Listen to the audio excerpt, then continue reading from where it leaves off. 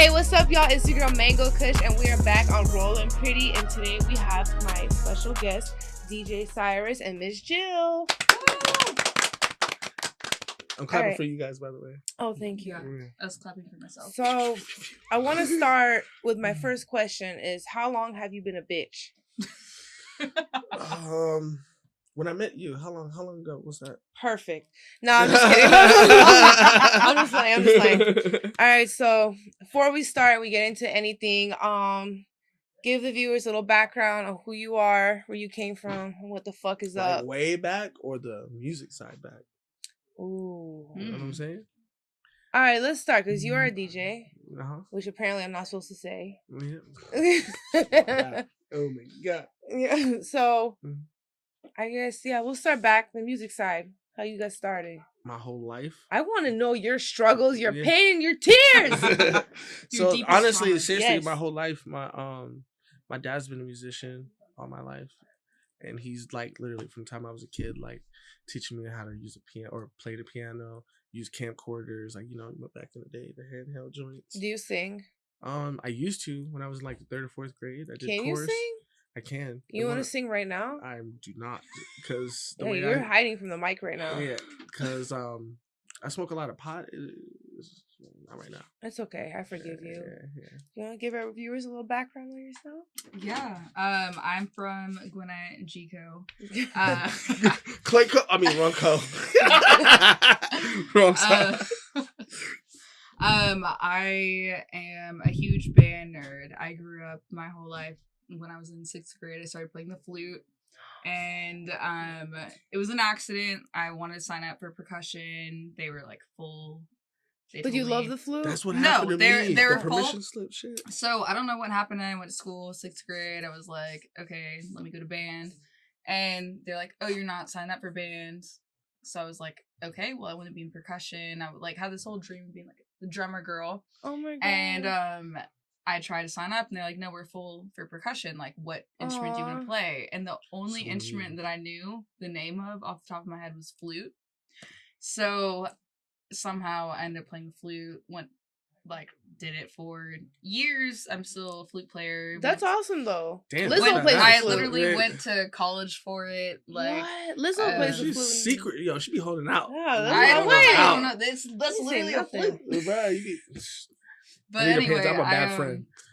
I went to school for music composition. I was trying to like produce and DJ EDM and like play the flute over it. That was like my goal. But did you do it? I mean, I learned how to DJ. I started to I took a lot of both DJ.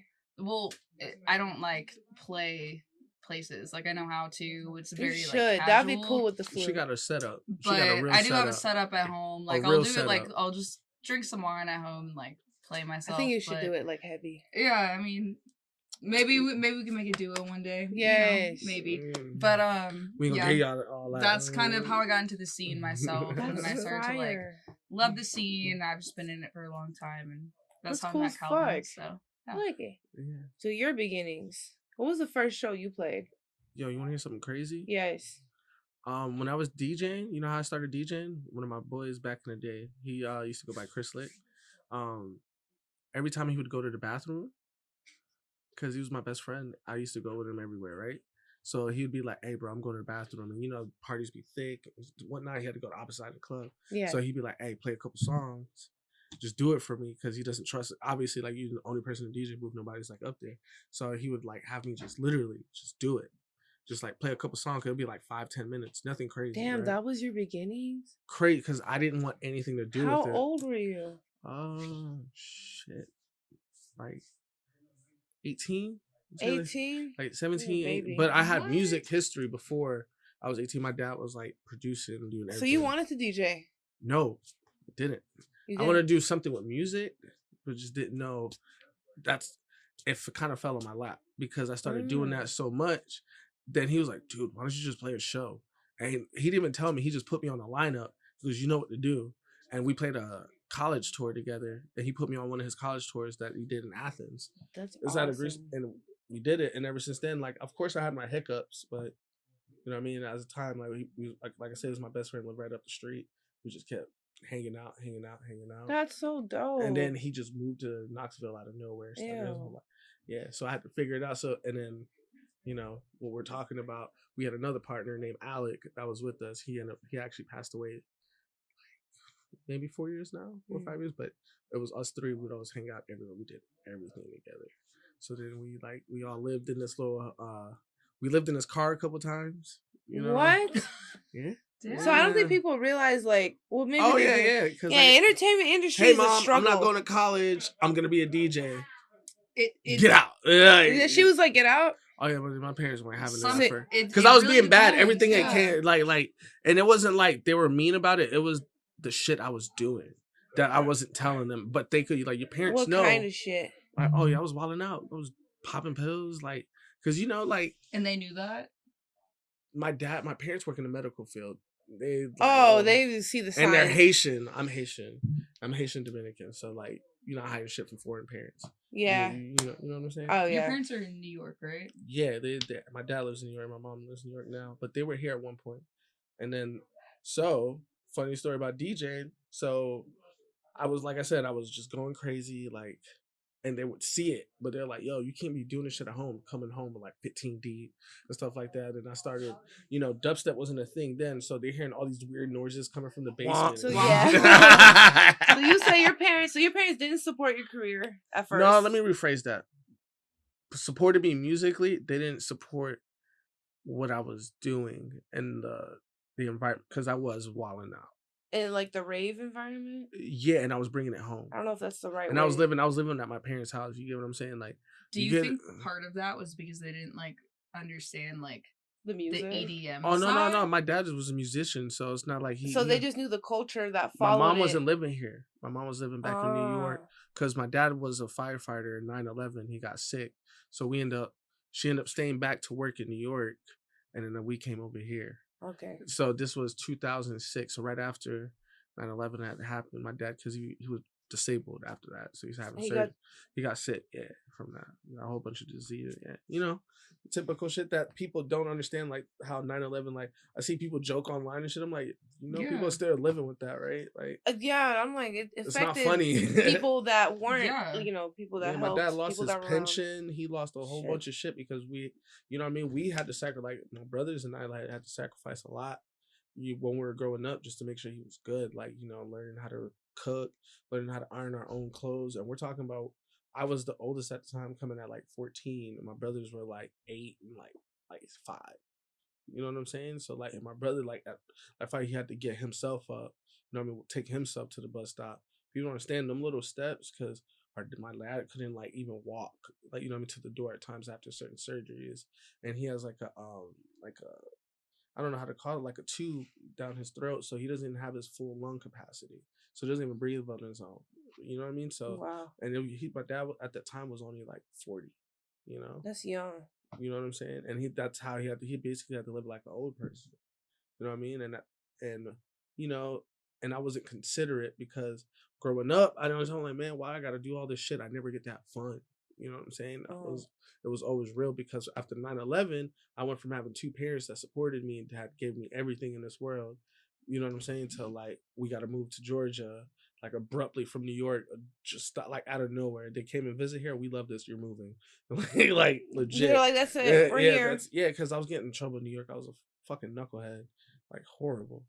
And like, I was on the verge of like joining like a real gang. Like my mom stopped me one time. She doesn't know. Sorry, Mom. Right? She gonna see this? Yeah, she gonna watch. Oh shit, Mom. Yeah, sorry, Mom. He's a good noodle now. Yeah, I am. Because I remember when 9/11 happened, I was watching on TV, and I was a little bit confused, and my mom was explaining it to me, and she was like, hey, if people ask you where you're from, maybe now's a bad time. So for me, it was a different end of the spectrum, where I didn't have anyone I lost over there.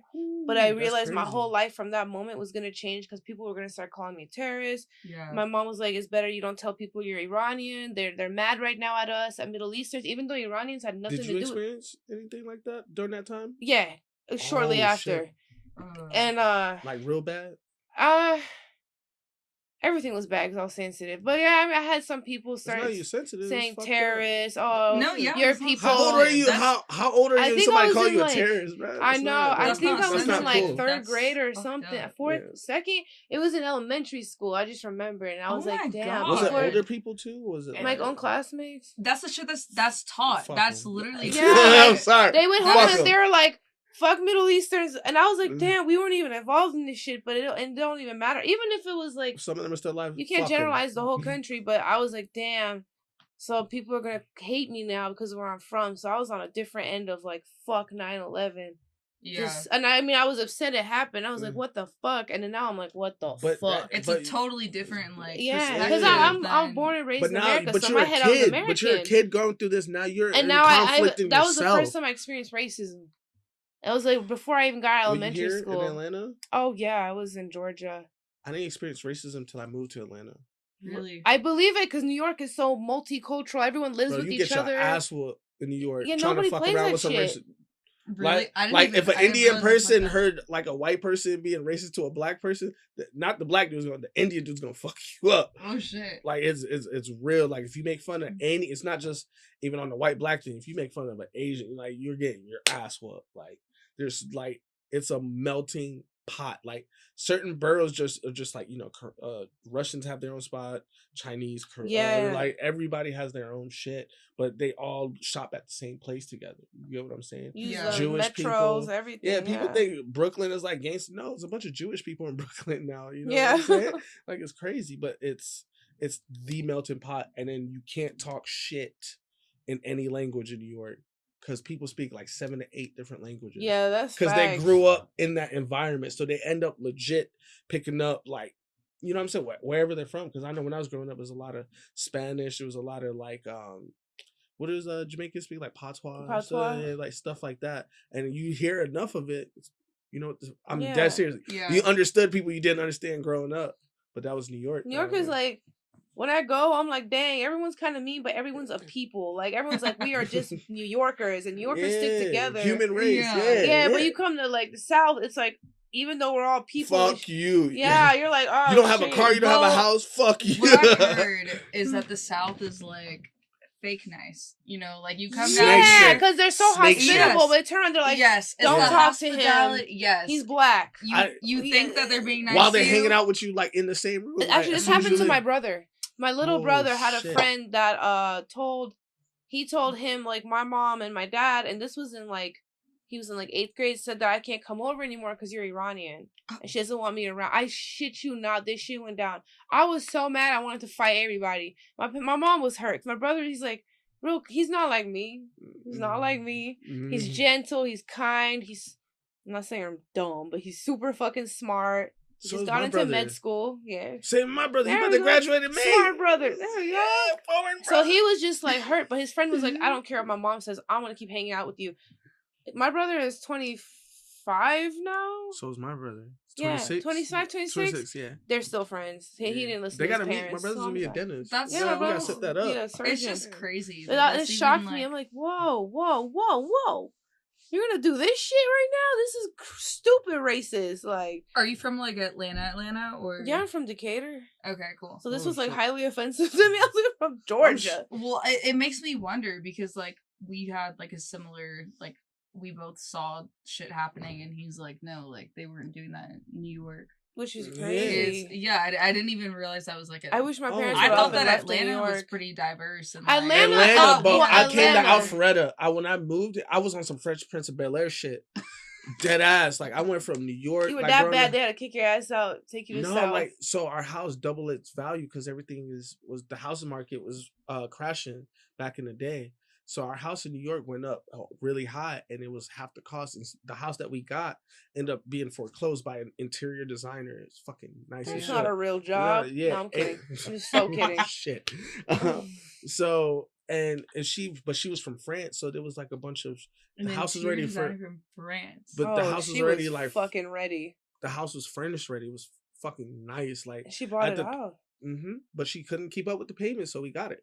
Sorry, lady. So we moved, and it only cost us half. And remember, 9/11 just happened. My dad got sick; he couldn't work, so he was able to stack a little bit.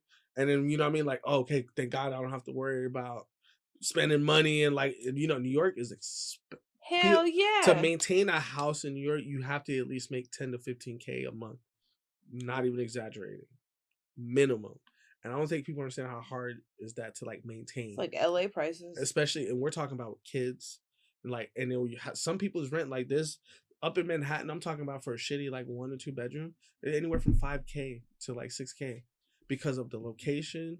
And you're not getting like anything nice. Let alone if you want something nice, you're buying the floor. Like you have to buy it. That's crazy. We're talking like almost millions of dollars. Expensive. Yeah. So like, shit. Oh yeah, let's go back. Mm-hmm. We got so deep into real estate. I know we did. DJ. Wicca. So what would you say is the dark side of it? Drugs. Lots of drugs. Lots of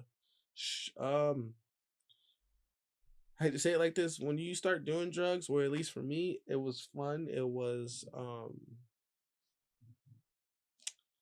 it gives you a feeling that you never had before. You experience like you thought you were, I hate to say it, like you were happy, and then you started doing this shit like, yo, I've never felt like this. All my friends are doing it. Now you're happy. But now, like I said, dubstep was all new now, and it was like a new thing. I remember when dubstep came out. And I came on the right time. Like I went to a 12 Planet show that was free, and you know, he ended up, Skrillex was sleeping on his couch, like type shit. So I'm watching this. That was my first like show, and it was free, and I was watching this dude for free. So from the jump, I was like, what is this weird shit? But like, I was always a weird black kid. I liked the Gorillas growing up, like Linkin Park and shit. But I was living in the hood. You know what I mean? So I got my ass whooped. Like, what the fuck are you listening to? Stop being different. Yeah, and I wore tight pants, high waters and shit. Like, you know what I mean? I used to get my ass whooped in the hood. Like, for real. Like, till my best friend Malik taught me how to fight and shit. Like, and then, you know, but it's later. But yeah, dubstep, crazy. Free show with 12 Planet. And like, when I tell you, like, at the time, it felt like the city was like there and watching something new. Yeah. It was crazy because everybody just started doing drugs and shit, and it was... You know what the worst part about drugs is? Especially around that time, because I definitely was partying as well. It's like, you feel so... And now that I'm sober, I'm looking from like an outside point of view, you feel so united.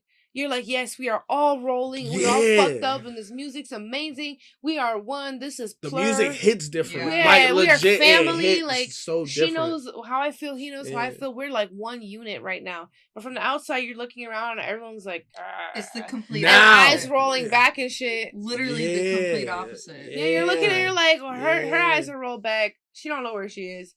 That's what it felt like as I got, you know, not to skip ahead, like, you know, where last couple of years, it started getting hard to DJ at one point, you know, besides losing friends, that's like a whole nother segment, but like we're gonna get into that. Yeah, like, you know what I mean? But like, when you start doing it a while, and then like you're different places, like different states, different countries, and you're just seeing people. There's different crowds where it's pure good energy, like loving, and then there's other crowds where like they're not moving, they're just zombified because they're on so much drugs. And then you see that. Do you think it goes by music genre? It doesn't go by anything. It's like, or it's just the crowd. Like, you don't think like the trans because you go to a rock show, people are getting obliterated with just drinking, and you be seeing somewhere fucked up. Yeah. So it doesn't like, it's like pick your poison. So it's not to I will say any like, genre. You know what I'm saying? I will say though, like there are like specific genres where you might see more of it. And what would you say would be a heavier drug infused genre? EDM. Yeah, I would say EDM. Definitely. Yeah. Well, no, you can't say because hip hop is on the lean. There's like the downers, lean, the perks. Yeah, you see what I'm saying? They all kind of equal out. They all, I guess they all have their stigmas, yeah. And that's a thing. Like even with EDM, and I hate to even say it here, but like it's known for like, let's go to a rave and like rave, pop a people Molly. are like, let's go to a rave and do Molly for the first time. Like that's like the type of stigma that's behind it. Like people who have never even gone to a show, they're not going for the music. They just want to go and try a drug for the first time. They're like, let's go to a rave. It has that stigma behind it. So I think a lot of genres like have that behind them, and it's kind of unfair because the people who are going and doing that obviously aren't going for the music. They're going 100%. And I think we're all guilty of it though, because I was hell yeah, I was go-go dancing like 6 years, that's how I met you, because you were working the club I was dancing at. Yep. And there was a point in time where I couldn't even go dance. At Without first, doing I something. did it sober. At first, I loved it. I loved the music. I loved dancing. Because it was new. It was fun, yeah. It was new. Then somebody one day was like, why don't you take some X and see how you feel? Oh, shit. Next thing you know, and I'm dancing 4 nights a week. That's any what you fucking started? ways. Like, with ecstasy straight off? It's very, like, the first heavy drug I tried. Yeah, heavy drug. Let me, like... First drug I ever tried was straight up, I smoked weed forever, but heavy. I think Molly. Okay, cool. I was super depressed. And everything in my life was going real bad. Like real bad. We're not even gonna get into it. Like, not like, oh, this poor baby was 19. No, like bad. Like just losing people, death, just everything. So she was like, here's, some Molly. This when real life was starting to hit. It was painful. Yeah, about the same for yeah. And I got so depressed, and I was like, I'm never gonna feel happy again. She's like, you can feel happy. She gave me some Molly. After that, it was a lock. I was like, I fucking hate those people. That's don't trust those motherfuckers who say take this. It's gonna make you feel fucked. And I was so bro. desperate for happiness. I was so suicidal. So like, I took the Molly. I wasn't suicidal, but when I came down, I was on the edge of like, I was like, damn, I want to kill myself. I want to kill somebody. Like, those are I was fucked up. That's like the worst position to be in, because it's like people prey on those who are like seeking that. Yeah. Like they're like at that low level and they want to feel really good. I mean, and she did it with no bad intention. Yes. She herself ended up falling in an addiction problem. But because they don't think about shit like that. She's just thinking, oh, okay, my friend is so sad. Yes. She's been crying for months. She's fucked up. She's not eating. This is gonna make her happy. Damn, it took me. Even when I was fucked up, I never thought like that. I was ashamed to do it. Yeah. Like I'm not gonna lie, I was like the undercover ashamed, like doing my drugs like by myself. That's when I knew, like, I kept questioning myself. That's when I knew. Like, what am I doing? Hell yeah. Why does this music genre make me want to do drugs? Why do I tie drugs with this shit? And why can't I separate it? That was my argument. No, it's because I'd be so up, dog, from the shit. I just couldn't separate it. And then, like, you know what I'm saying? So, like I said, I have, like, Haitian parents, gangster as fuck. Like, I would eat, like, you eat these shit till, like, 10 o'clock at night, and you eat, like, a lot, you know what I'm saying? So now you wired to like 7, 8 o'clock in the morning, right? And I'd be going till like 6. But look, I can't go to the house because you fucked up. You know what I'm saying? So they would have these after parties and shit. You know what I'm saying? I'm like, yeah, I might as well go, because if I go to the house like this, I did the after party till 1 p.m. the next day, because I'm like, I can't go home until I get it together, because I'm so fucked up. I can't even walk in. You know what happens at that point? Now you up like I said, you're like 7, 8 in the morning. You're gonna do a little more. Cause why not? You already up. Fuck it. True. The birds are chirping. Like, you know what I'm saying? Like, you're gonna do a little more. Yeah, it gets out of pocket. See, for me, it was more so. Mine was like a social thing. Like, I'm not being fun unless I'm fucked up. Yeah. Which is like a dangerous thing. You feel like you're introverted? Yeah. Well, not even introverted, but like, it's like, I'm not like fun Jill unless I'm drunk or unless I'm. Is that like, what you would tell yourself too? Yeah. And so I would like go out and like purposely get fucked up so that I would be more social and like be more outgoing and like hang out with people and like more fun, because I felt like if I wasn't like that, then I was just gonna be like kind of in the background, like not talking to anyone. I thought that was like how I like made friends, because like growing up, I was more reserved until I started going out and partying.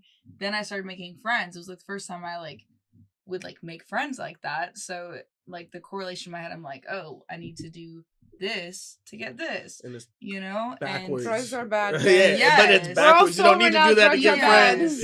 No, but it's like that. I feel like so many people have that perspective in their head. They're like, bro, I need to do this in order to be fun, and in order to like go to the show. Like, I can't go to the show sober and have fun. Like, that is such like.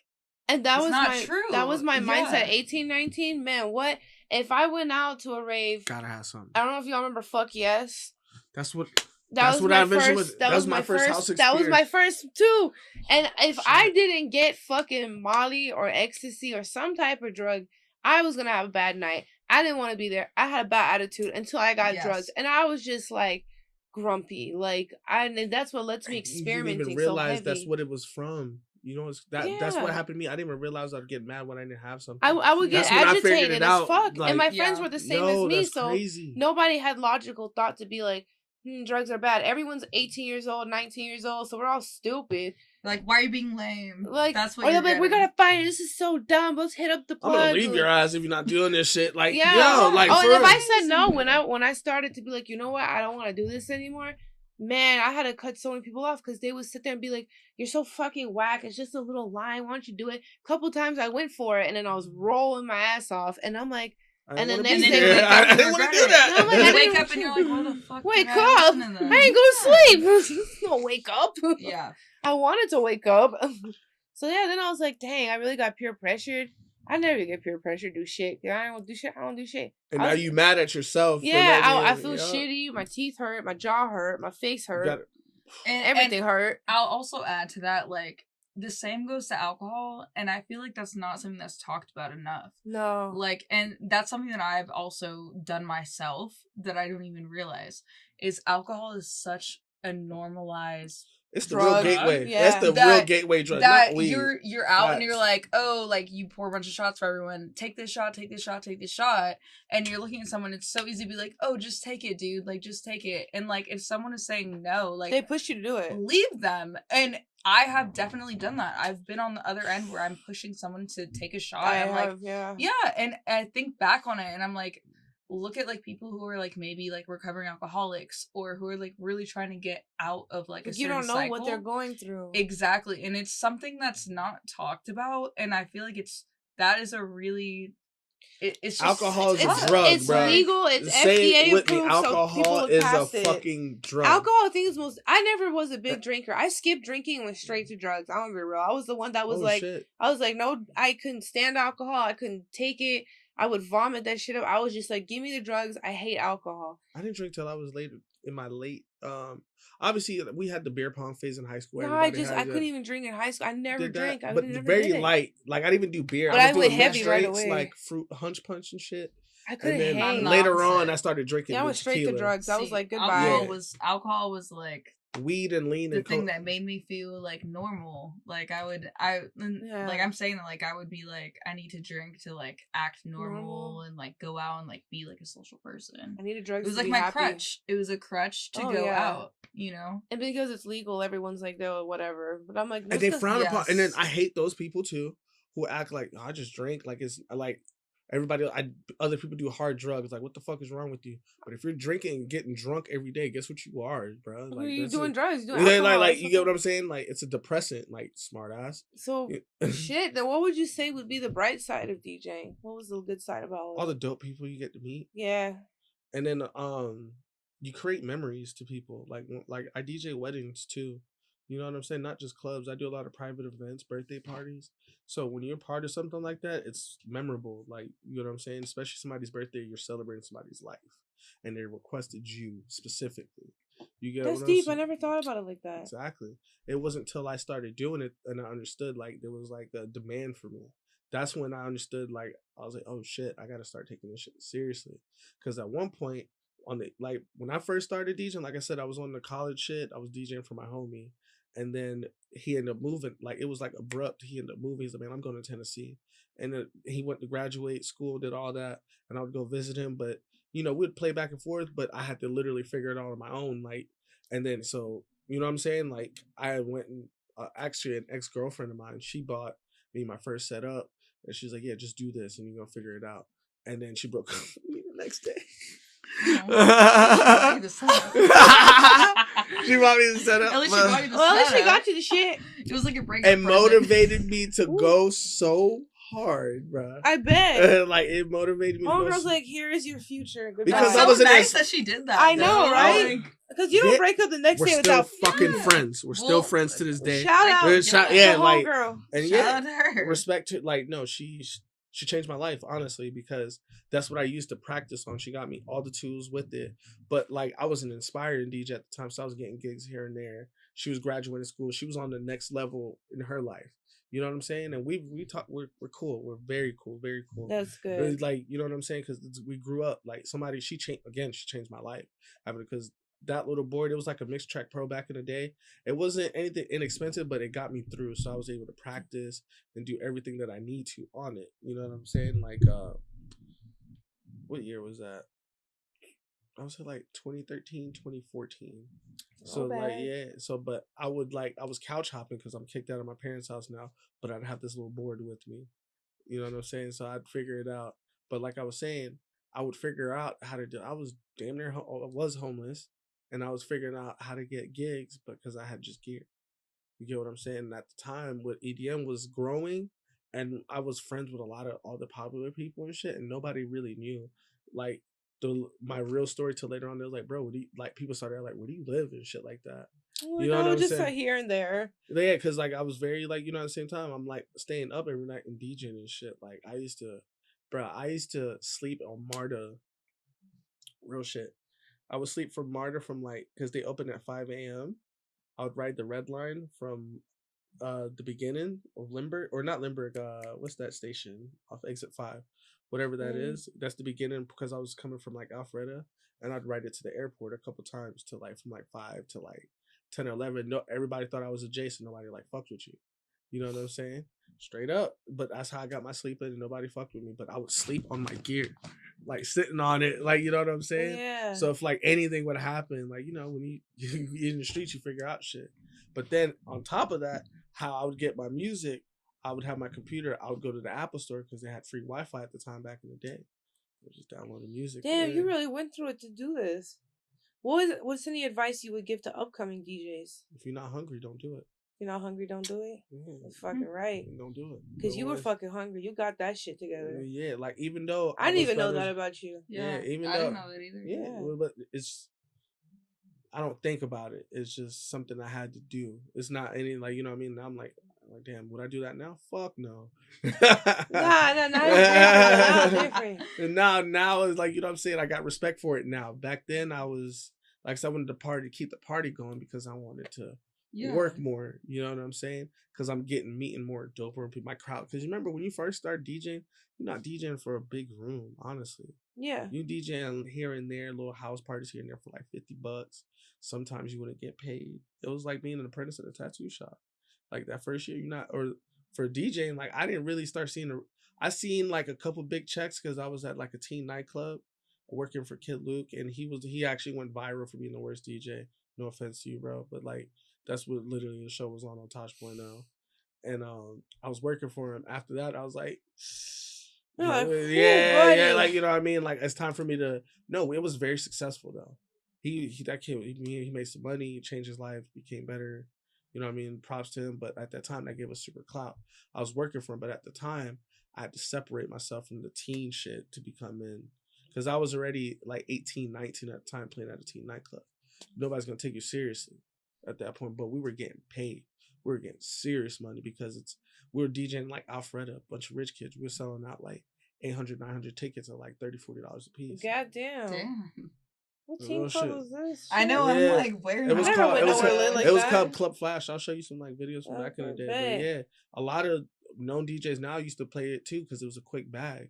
And, you know what I'm saying? I'm not gonna shout them out because I don't know if they want me to tell that part of their journey. But yeah, we got money like that. But then I had to separate myself. Again, mind you, I was still like, I was living with my girl at that time, and then when we broke up, that's when I became homeless. Again, so I had to like figure out like shit. Like, damn, I would have kept that relationship fake. Oh, she broke up with you. Yeah.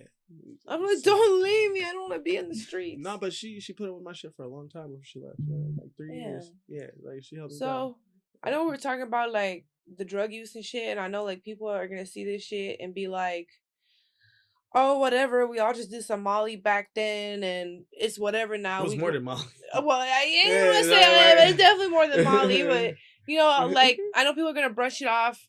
I've noticed the Gen Zs tend to be more like, oh shit, what the fuck? Yeah. I think they're a little more shocked, but when they hear stories like, y'all were all crackheads, yes. So, like, but for the people that are gonna, like, see this and be like, we all popped a Molly in the club before, who the fuck cares about this story? I wanted to get into the charity event you guys have coming up and why it's so important because, gosh, between us three, we've probably lost a whole lot of people in our friends group from overdose. And if anyone doesn't realize right now, Atlanta has a fentanyl problem. And not that people are really doing fent, but they're tricking the drugs. yeah, everything is laced. I found weed has been laced with fentanyl. Now Xanax, Percocets, cocaine, Molly, ecstasy, any fucking thing has been laced with and fentanyl. some of those things are like medical, like, you know, since some people really need that, and they're tricking people on the street who can't, like. And that's another thing with financials. Some people don't buy drugs because they want to. Like pharmacies, like, you know, doctors and shit don't give some people the proper medicine. You know what I'm saying? That's even scarier that people. My parents work in the medical field, so I understand that background. That's what some people. So before you like judge somebody, you don't even understand what they're going through. They can't get that pill from somebody, but somebody who they trust is selling that shit. And I'm not saying everybody. Yeah, but you know what I'm saying? But the same motherfuckers now, they're like, oh, they dependent on this shit. Now let me fucking tweak it and just make some extra money. I don't give a fuck if they kill them now. They're dope heads. Oh, yeah, they sure don't. Like, it's when it gets dark real quick. I've lost about 8 people, I think, and from one it's just one pill. My first one was 2016 or 17, but fentanyl wasn't a big thing yet, and the Xanax was laced, and nobody fucking believed me. They're like, "What do you mean the Xanax was laced? Like, you're stupid. He just took too much Xanax." I'm like, "No, he didn't." I was like, it didn't make sense, but it hadn't popped out yet. I think 2016, because then 3 years later, it became more common. Everyone's like, "Oh, fentanyl, fentanyl, fentanyl." Yeah. And then, so I did want to talk about what you guys got going on, because I'm definitely want people to know. Tell us about End Overdose. So to kind of piggyback off that, fentanyl is the #1 cause of death for young people, like 18 to 43. It's the #1 cause, and it is like every year just getting worse and worse. Everywhere. It is literally a crisis. A lot of celebrities have died too from it recently. Oh yeah, it's everyone. It's celebrities. It's people close to home. Like addiction and overdose does not discriminate at all. No matter how rich or poor you are, somebody's out there giving you some bullshit. Yeah, and so I'll start by kind of saying how I got into this. So my older sister Amanda, she had an addiction for like years. My whole family knew about it. It was a thing. Like she had overdosed a few times, gone to the hospital, been revived, things like that. And March 9th of 2022, I got a call that she had passed away. So she had taken something and it had fentanyl laced in it. So it was an accidental overdose. It was not on purpose. Obviously, you know, like a sibling that like changes your whole life, you know? Yeah. So that kind of course I've had friends who have passed and things like that, but like to have something so close to you, watch your parents go through it, your younger sibling, like it's fucked up. So that really, it fucked me up for a while, and I was just like, how can I take this like energy in me and put it towards something, you know, to make it not in vain. Like the last thing I want is for her to have died and like this is in vain. So I was thinking, and I was like, you know, I'm super involved in the EDM scene in Atlanta and the music scene. I go out to shows all the time. Like throughout my years at festivals, I've seen people drop in front of me. Like that's a thing. You'll be at a festival and but you see people drop from both drugs. I watched a girl drop from ketamine. It was 5 a.m. It was cold outside. She just dropped. It's a thing. Scary like people will drop. Couldn't wake her up, and you don't know you don't know what's going on. People running away and shit. Like people ran away from her body. Me and my friends were pouring water trying to wake her up. Police came. We're like, yo, we think this girl's ODing. Like. She's foaming. Like, I'm like, that's the worst thing you could do, is leave somebody knowing like that. That's like the number one thing that like it doesn't make sense is first of all, there's a law across the entire US called the Good Samaritan Law. If somebody drops or someone overdoses, or like if there's an incident with a drug and you have to bring someone to the hospital, you will not get in trouble for bringing that person to the hospital. And dropping them off, bro. You are protected by the law. You can Google it in each state. It's pretty much the same thing everywhere. It varies a little bit, like on the wording. but you are protected by the government to bring someone to the hospital, to call 911, and you are protected, and you will not be like charged with anything if you were like giving someone who has an overdose. So that's number one. People are afraid that they're gonna get in trouble. That's the first thing. So yeah, I basically, after the passing, I was like, what can I do? I'm in this industry where I see this people happening all the time. And beyond that, like I just hear frequently like people passing of like constant RIPs on Facebook. I'm like, shit. Like of mutual people, and I'm just like, what the fuck is happening? Like what, like why? So I started thinking, and I'm like, how can I get involved? My mom and I actually like joined this group, and it was like it was a bunch of moms basically of like parents who have had children who have like passed of an overdose. And that shit's really fucking sad, dude. Like, think about that. Like, you're baby. That's like, someone's baby. Like, that is the last thing that's supposed to happen. Like, you're supposed to survive your children, you know? And I started thinking, like, these people have a message to give, and they have tried so many times to, like, get their message out there. But think from your perspective, if a 50-something-year-old woman is coming and presenting this message to you, and then me, who I was out at the club with you last weekend, is coming and presenting a message to you, which one do you think you would, like, I don't want to say take more seriously, but like with the younger generation, that's what when you're like thinking about it, it's a little bit different the way you're gonna think about it. You're gonna think it's more realistic coming from someone who you're partying with. That's the thing. It's crazy because now we're talking about this as older people from when we were 18, 19, and we're like, yo, stop, there's fentanyl and everything.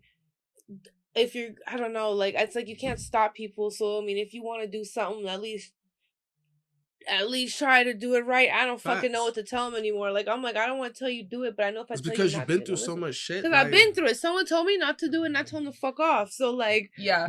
Until one day I had, a little accident, and then I fucked off. I was like, I don't want to do anything. Because you feel invincible, like it's not. Because it's not me. I'm like, it's them, but it's not me. And then when it's you, you're like, shit, this is real. Life doesn't give a fuck. Death doesn't give a fuck. And that's the whole point, is like, we're not telling people to like not do what you're gonna do.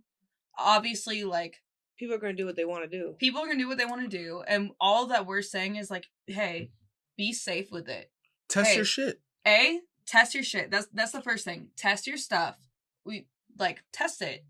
That alone is. It's going to tell you everything you need to know. It's going to take 5 minutes, and it's going to save your life. And before anyone comes on here on the YouTubes and is like, oh, you're advocating for drug use. No, we're not. We're just coming from a place of been through it, survived it, trying to help others. But it's hard when people, if you don't want to stop and you don't want to get help to stop and you're not going to stop, then fucking do it safe, because that's the last choice you got. And then if something happens, we've been told you stop. Yeah. That's if someone's going to do it, they're going to do it regardless. Do it safe as possible. As safe as possible. Yeah. All we're doing is promoting harm reduction, because regardless of if we're showing you this or not, the same person is going to do it. So it's like, why not have these tools to like save So that's your where life? End Overdose came from. Yes. So so basically I was like, I'm in a position where, I know a lot of people who I go to shows, I go to concerts and venues, and I feel like I'm in a position where I could project this message out to a different audience here in Atlanta that like isn't necessarily hearing it on that level. So I found this nonprofit organization based in LA.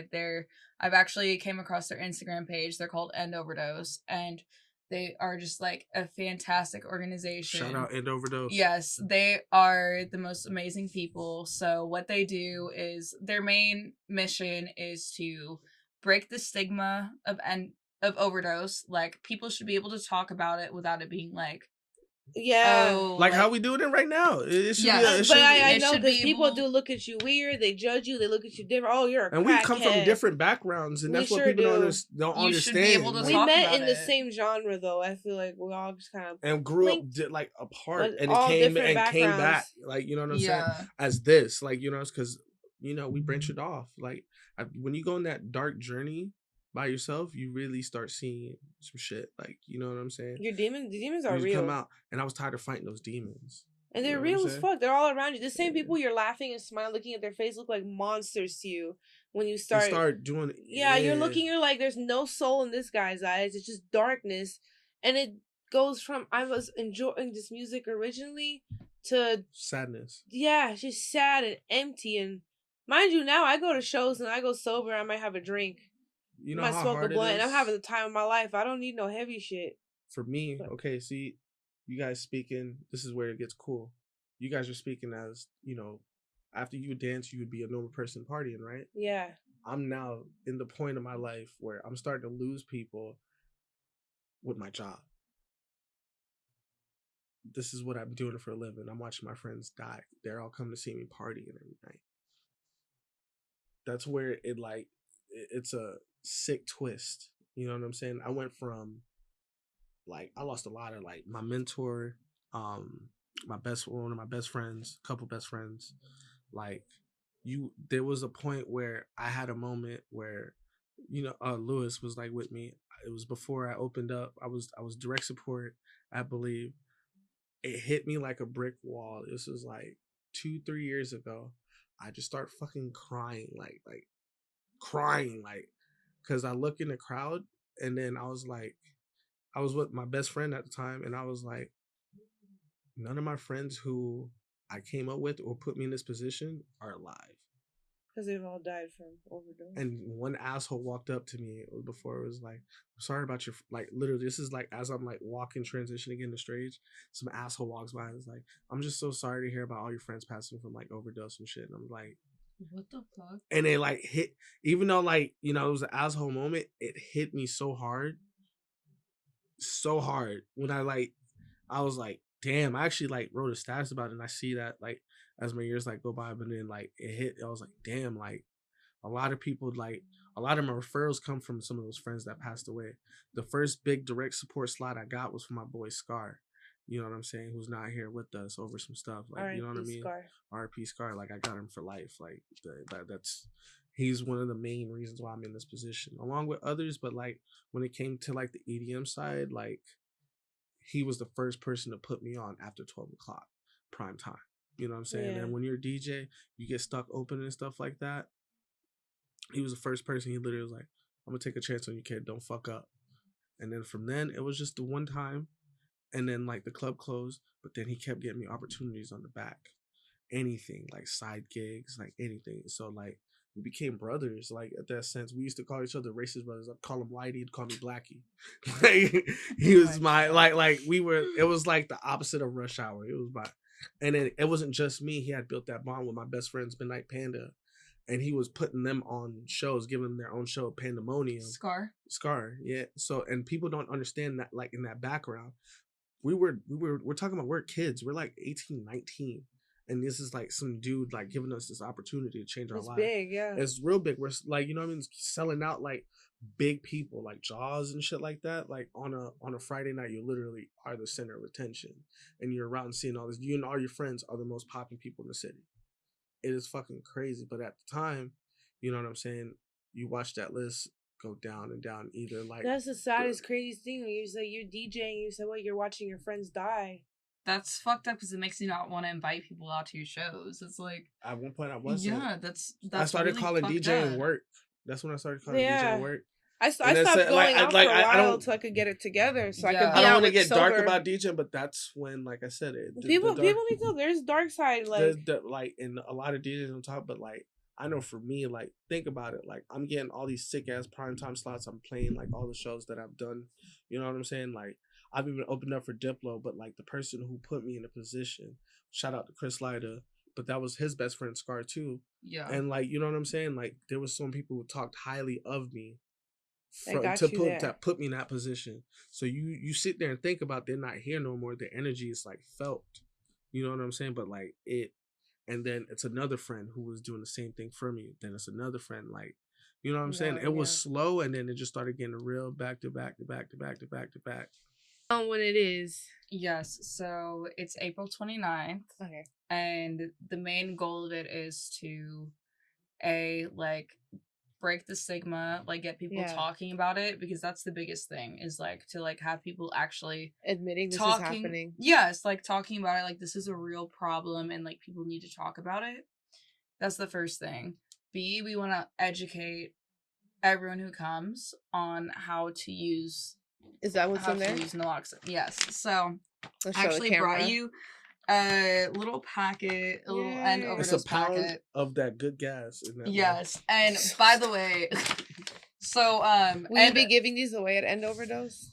Or teaching? Yes. So we'll be doing these at the event. We'll be giving these out. So End Overdose is a nonprofit based in LA. They are freaking amazing. Yeah. Basically, you can go onto their website and you can take a training. It takes like 15 minutes, I think. And they will train you on how to use naloxone. So naloxone, naloxone is, if you've heard of Narcan, that's what Narcan is. So Narcan is a brand of naloxone. So naloxone, it's like Kleenex and tissues. It's like that. So that is essentially this is naloxone. It's that's for yes, it does the same thing as Narcan. Okay, and then I'll open it so you can actually see what it looks like. So what they do at End Overdose is they provide free naloxone to anyone who goes online and takes their training. Okay. So if you go on and learn how to use it like correctly, they will send it to you for free. You just pay for shipping. I see. First aid flashcards, opiate overdose. Yes. You hear that for free. They're for free. They're literally the most amazing, beautiful nonprofit that I just can't. They're just amazing. So I found them while I was looking to find like what I could do to help out. And I started seeing their stuff and I'm like, oh my God, this company is like, they're freaking amazing. I wish I could do something like this in Atlanta.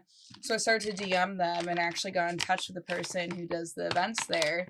And after we went back and forth, I told her I wanted to bring something to Atlanta. And then I started to think like, okay, what venues could like potentially hold something like this?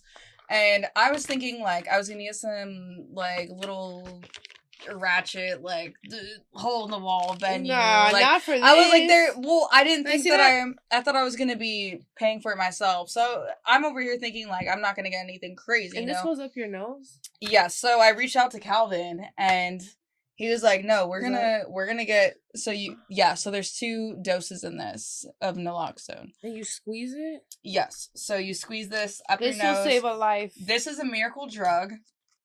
Miracle drug. It literally saves lives. It is not gonna do anything if Calvin was asleep right here. Obviously we would do things beforehand to make sure he wasn't just sleeping, but it's not even if he was just sleeping, it wouldn't do anything to him. It's literally a miracle drug. It just saves lives. It reverses opiate overdoses. I want to carry Narcan around. I've seen people OD. You should. And so we have 2 doses in there for you, and I can bring some more by if you'd like for the studio, but it's just good to have, because you never know. You could literally be at the airport, the mall, anywhere, and see someone pass out. Yeah, you need to have it in your purse. Like that's tester strips. Those are fentanyl test strips. Wow, for drugs. Yep. So shit. Fentanyl test strips. Test your drugs. Like if you're gonna be doing them, test them. Make sure that they're good. Even when you do test, remember that there could be false negatives. Always carry naloxone with you. Like, you never know. You never know.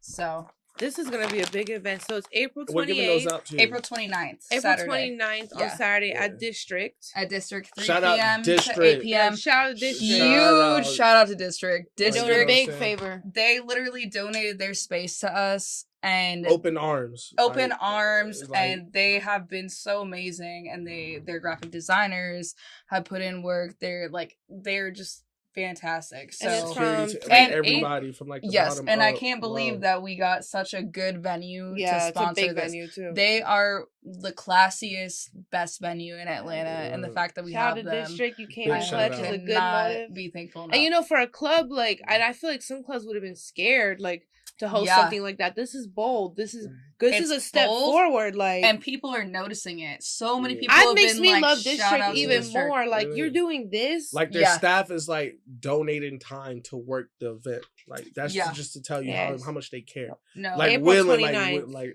like willingly, like 3-day willingly. I can't district. even stress like. And you will be handing these out. Yeah, so we'll be handing out a dose of naloxone, and we will be training everyone on how to use it. Okay. So yeah, you'll get certified on how to use naloxone, how to use it. We'll be selling merch. We'll be selling stickers, everything.